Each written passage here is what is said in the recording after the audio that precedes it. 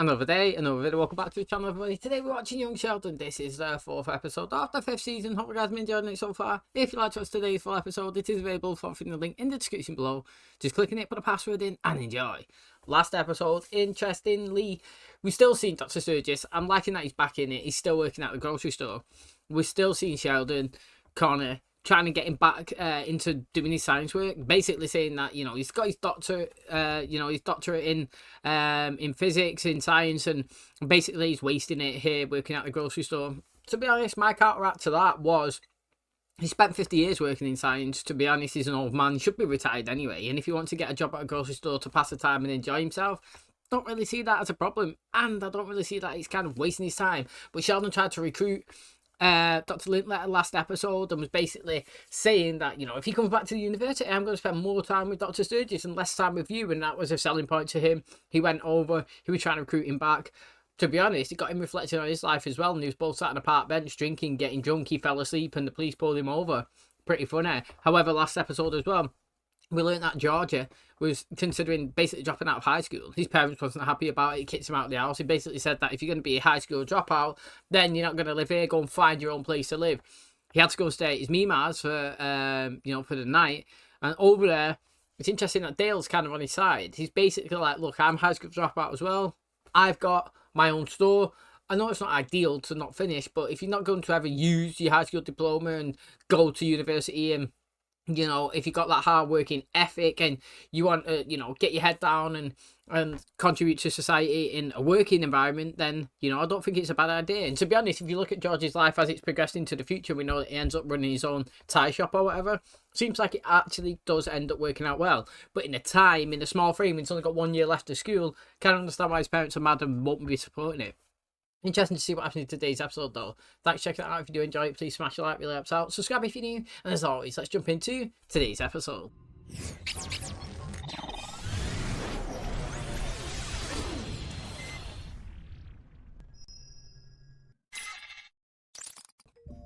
In astronomy, a SZYZGY is a rare event when 3 or more celestial bodies line up. You want to win Scrabble? Remember this bad boy. My father's idea of the stars aligning was having the house completely to himself. And my mother was on her way to a church retreat. Was a God who had a son, and Jesus was his name.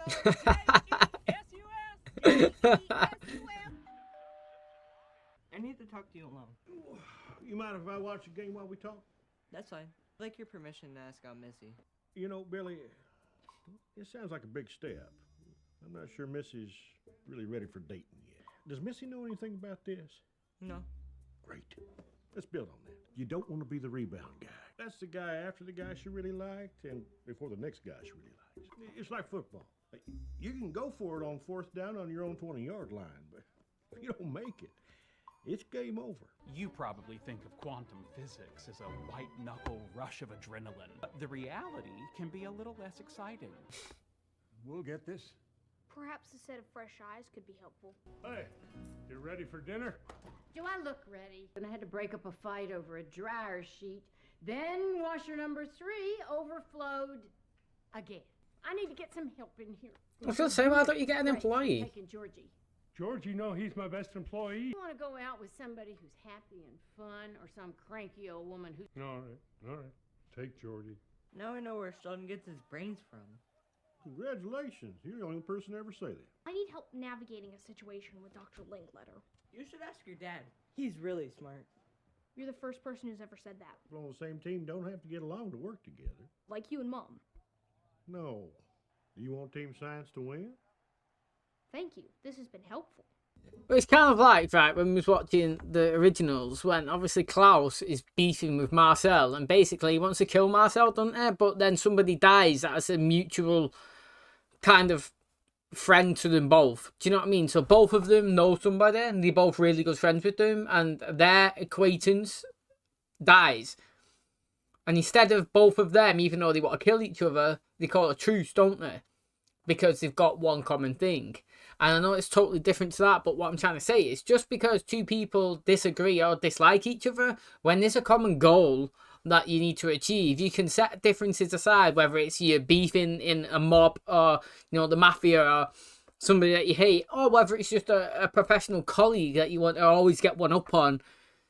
if they're going to advance you forward, if it's going to be something that you can both achieve something out of it, or if there's something that, you know, is going to be beneficial that you work together, then you do it.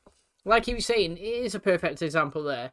Just because Dr. Linkletter and Dr. Sturgis don't get along, both of you have the whole sole purpose is to improve the field of science. And you can be stubborn and achieve 0, or you can put 2 minds together of 2 people that you dislike and move the progression forward and both achieve something together, regardless of your likeness of each other. And that is perfect, what he said, because he's correct. You want to take your career to the next level. What kind of entrepreneur would I be if I didn't? Well, this is your lucky day because I have quite the opportunity. Managing a laundromat. No way. Oh, now come on, you're perfect for this. That ain't gonna work on me. And this is why you're management material. He's trying to get him. Wall-to-wall girls. Why didn't you lead with that? Old My brother went girls. to the laundromat, excited to meet the female customer base my Meemaw had promised. There were girls. Not in this century. Come with me. I think that he could actually do a decent job in there, me, if he puts his own spin on it. Good. Mary makes this parenting thing seem hard. I'm not even going to tell you how I helped Sheldon. I used a sports metaphor about science, and it worked. Did. I'm sure. You should be. I am. Good. Secret casino room? Yeah. The cops shut me down. Good shot. That's impressive. I guess. I mean, most folks your age have someone cutting up their food. Had Dr. Sturgis present his ideas to Dr. Linkletter, like you said. And? John, I must say, that might be the stupidest idea I have ever heard. Team science? And where did you get that bit of cliche nonsense? My dad. Asked me out, and he said he talked to you about it? Yes, but Why wouldn't you warn me? He asked me out in front of my friend. Told Coach Wilkins little. his wife is my teacher. Do you have any idea how bad this is? To be honest, he did give a good advice to both of them. Dr. Sturgis was correct and I need to eat crow and go back to him? Yes. Let's just give it another moment. You've been doing such a good job at home, I thought you should be recognized. You told me everything. Oh, man, how did she find out? You know how gossip flies in the teacher's lounge? Fine. Everything you said is true. 67 years old, scraping Tootsie Roll out of a clothes dryer. I'm not here to work. I'm here with the answers to all your problems. Payouts were in cash. That's illegal. When you play games at Chuck E. Cheese, You get tokens, yeah. those tickets are traded for prizes. If they win, get exchanged for stuffed animals. Then you buy those stuffed animals back for cash. Run a carnival. Grown-up people don't gamble to win a teddy bear. Eventually, Dr. Linkletter Mate, admitted he that caught used with a the help great of Dr. idea. Sturgis, and team science was back in action. Well, it did provide an excellent jumping-off point for me to crack the actual problem. Seems the actual problem is your inability to recognize a brilliant idea when it's handed to you. Suppose, based on your premise, we could calculate the stress energy tensor for each. It turned out their antagonism was the key to their success. Before we go into the rest of it, Georgie said, great there. What he just said was great. Because, yeah, you can go to arcades, you can play games, and you can win prizes. The only difference is they give theirs in tokens and tickets, and they can be redeemed at whatever you want. And she's saying, I'm not running no damn carnival. Well, mate, you don't have to run a carnival. What you have to do is you have to find a way to exchange money back to the person for something different. So I've come to you with 50 tickets that I've just won out of that machine. That's acquired me a teddy. Now this teddy is getting repurchased back off you for $50. That exchange, if anybody ever come, was just a transaction from one teddy bear to a new owner. It's not come out of the machine. And it is perfect. It's like I've seen before, and I don't know how true it is, but I remember watching a movie and they basically said, if you rob a bank and you cash your money into a casino, if then you spend some money in that casino and recash it back out, that money is now yours and they are not able to come and take it off you. And the reason is because the money that you have now acquired in your transaction has come legally from the casino. So you may go into the casino with $1 million illegally, drop it onto poker, gamble, and cash out the chips at 950k. Then you go to the casino, withdraw that, and that money in your bank account has come from a legal transaction from you playing games and withdrawing money the way Joe Blogs would do it. And that is the simple thing that he's trying to say. Yes, the person is playing to win tokens, but those tokens that everybody knows that when they come into that back room can be redeemed for cash prizes. So it is a great idea in my personal opinion, and it does solve her thing. She don't need to get a license. It will no longer be illegal. She could probably advertise it at the front of the store, and it's getting everything back up and operating. Things okay at school? Why? So you can go tell your friends? Let's see. Billy feels bad. I feel bad for turning him down. Everything's awkward and terrible now. How's he doing? I don't know. He never tells me anything. Tough week, huh? Yeah. Yeah, I've been there.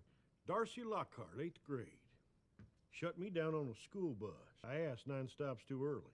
Then I asked out Maggie Gormley. She said yes? Absolutely not. Would you believe I did it on the bus a second time?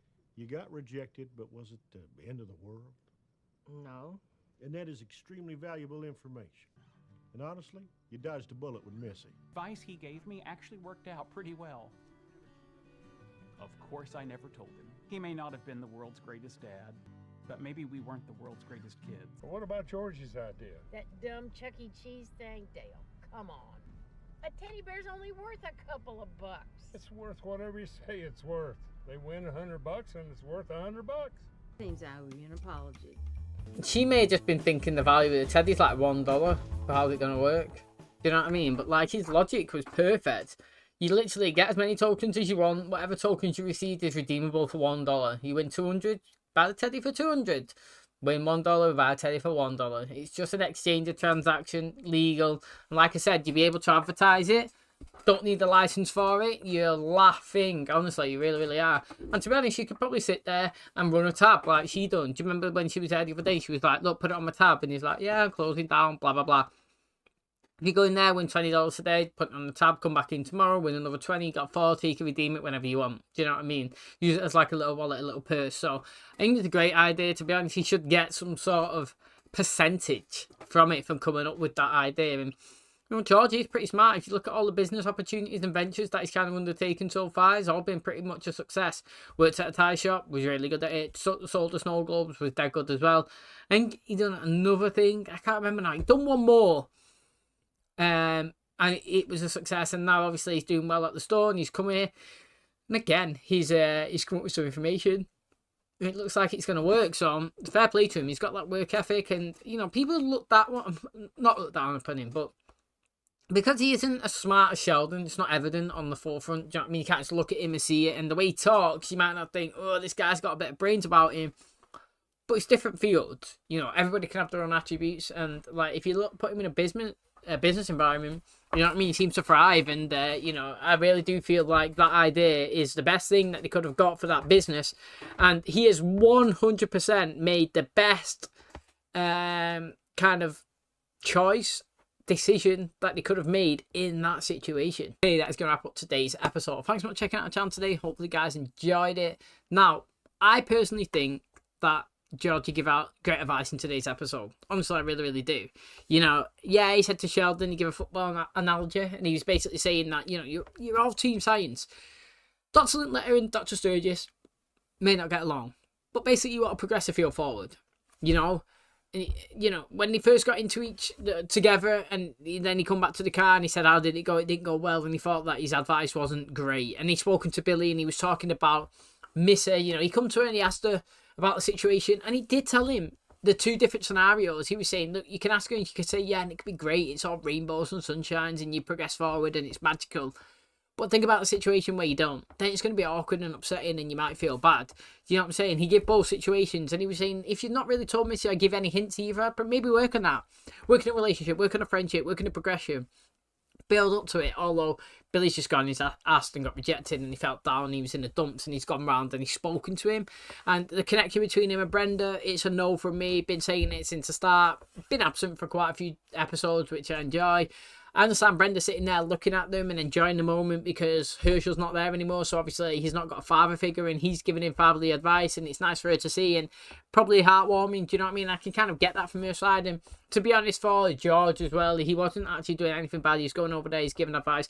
He basically said, look, mate, if you fall off the horse, you get back on it. You keep going. You fall off, you get back on it. There's a thing with confidence, isn't there? You know, you can start here and you can ask 10 girls out and it's no, when you bang, bang, bang, bang, bang, bang, bang, down here, you feel like rock bottom.